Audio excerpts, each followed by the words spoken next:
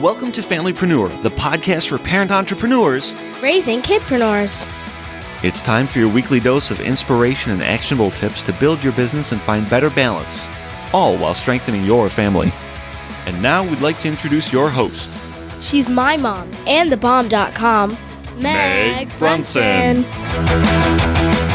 Hey there, welcome to episode number 104 of the Familypreneur podcast. Today is Friday, and it's time for some Friday reflections. Every Friday, I reflect back on a story or a situation that happened to me, something that relates to family, business, entrepreneurship, marketing, one of those great familypreneur topics. Now, if you tuned in last Friday, we talked about asking permission from our kids. And the reason we talked about that last week is because this week's episode is a tough one. It involves some sensitive information, some delicate topics, and it's really my daughter's story. It's not my story. It's my daughter's story, and it impacted me dramatically, and it impacted my whole family and everybody who had, phone calls and appointments with me for a couple days, because it threw me totally off my path, off my rocker, off, whatever. It totally threw me off because it was a nightmare. So this is kind of an episode I would encourage you to maybe not listen to with your kids, listen to alone for now, and determine how much you may want to share with your kids. There's no bad language. It's not explicit or anything, but the topics are just sensitive. So let's jump into it. It was a Friday that we brought my kids to school like normal. And school starts at 8 o'clock, but they tend to go early because they enjoy eating breakfast at the cafeteria. So when I got a phone call at 8 o'clock, I was a little concerned. What could have happened already? School has just started.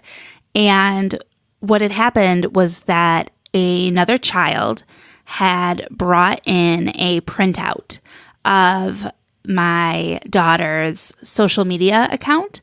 And maybe social media is not even the right word. It was an app that she uses that has some social features built into it. It's not one of the major social media accounts, anything like that. But anyhow, it was an app where she has a profile, and she brought in a printout of that profile. And in the profile, there was a lot of negativity.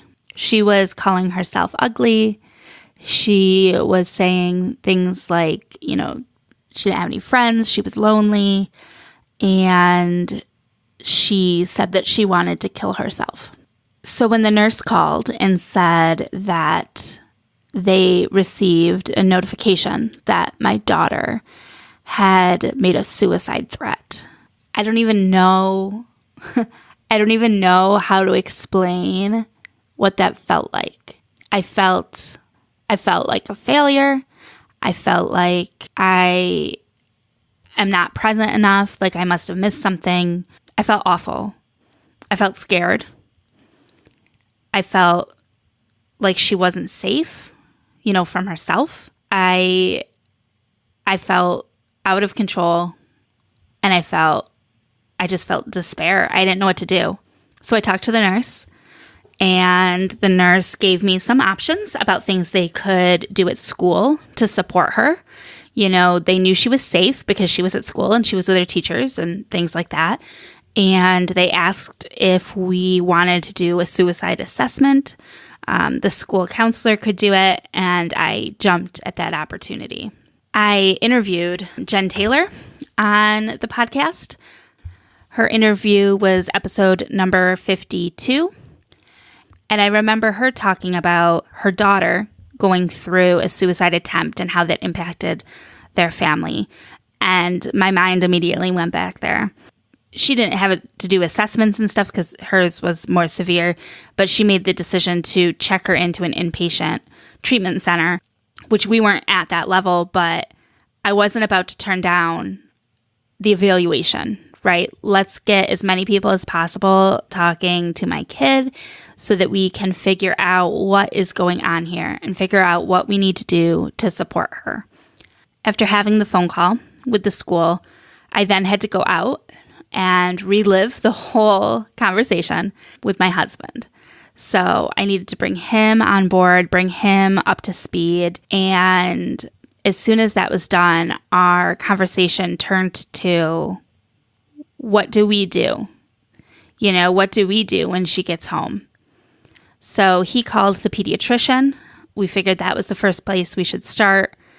And we just started talking to people and brainstorming to figure out what our next steps should be.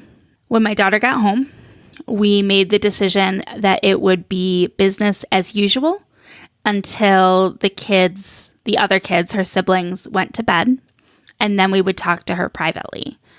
We also decided that we would have a everybody stays home afternoon, so nobody went to play with any friends.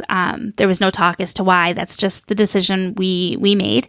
And we had like I said, a business as usual, but everybody stays home evening. And then when everybody else went to bed, we talked to my daughter. Now, I am not a counselor. I'm not a doctor. I am not a psychologist. I am a mom who was not prepared for the situation. I am a mom who consulted with my husband, and we came up with the solution that we felt was the right solution for our family. And we took, the nurse and the pediatrician, and we took all this opinions to heart. But I did want to share a little bit about how we explored the situation, how we explained the situation and the severity of the situation, and discussed this topic with my daughter. Because I know that hearing Jen back in episode 52, hearing her talk about her situation helped me. And back then in December, I didn't even know this was going to be a concern. And it stuck with me. And when it happened in my life, that conversation floated to the top of my mind. And so I'm hoping that this will help you if you ever find yourself in this situation, or if you ever find somebody else, in this situation. So we asked my daughter about the postings, about what she had said online. And she did admit, that she said those things. She typed them. She admitted that was all her. But she said that it was part of a dare. So she had a sleepover at a friend's house, and the friends had dared her to put these things on her profile, and she did them. The school found that there was no risk, she was no risk to herself.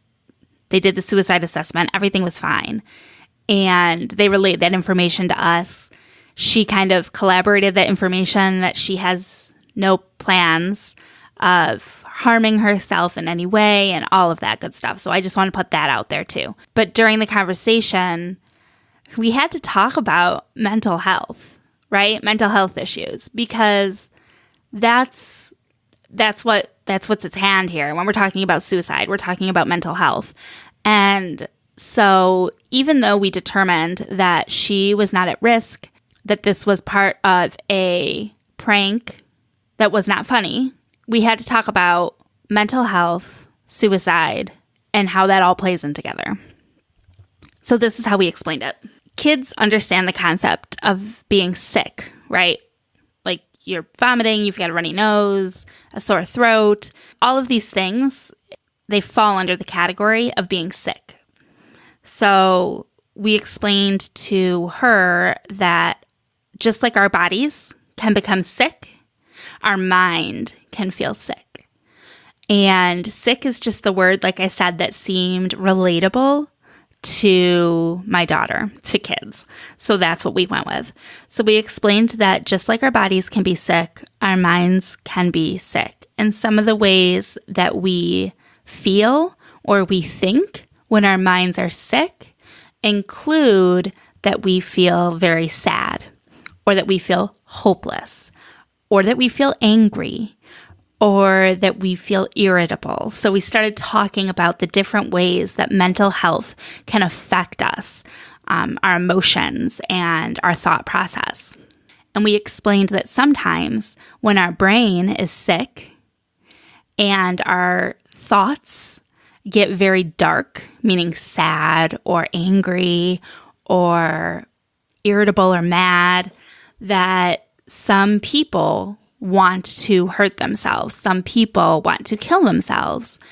And that it's going to seem weird when I say this, but bear with me. We told her that that was okay. All right, it's okay to feel like you want to kill yourself. It is okay to feel like you want to hurt yourself. But you have to tell somebody, because we can fix that. It's okay to have those feelings, but you don't have to act on them, because we can fix the feelings so that you don't feel that way anymore. Does that make sense? That's how we explained it to her, because I don't want her to feel like having those negative emotions is bad or naughty or it makes her weird. I want her to know that it's okay to feel negative and it's okay to feel really, really, really bad. And that if she ever feels that way, all she has to do is tell us.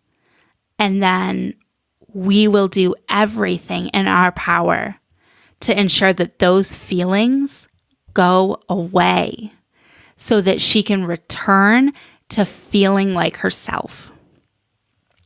Now, again, I am not saying that this is the best way or the only way.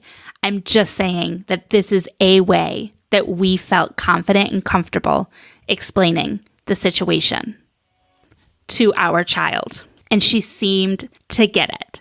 She seemed to understand that we care about her and that we don't want her to be hurting, whether that is physically or emotionally.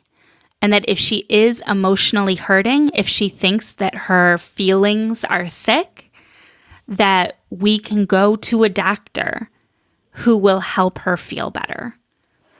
And I think that for us, that was the best thing we could say to her. And I don't know if she will continue to have mental health issues, right? We don't know. But I hope that this put her on the right path to feeling comfortable to talk to us if she does have any concerns with her mental health at any point in her life. So that hopefully we can do everything that we can to help her. We're all doing our best, right? We're just all doing our best. Now, I hope that nobody else ever has to go through this, but I know that people do. So I hope that this has been helpful. I don't know, just an insight into something that's been going on in my life, something that's taken a lot of my time and a lot of my attention. And I hope that by sharing our story, will help somebody else. And that's what I talked to my daughter about before we shared this episode. You know, last week we talked about getting permission, and I got permission to share her story. And it's because we want to help other people. So I hope this helps. Until next time, have a great week. Bye.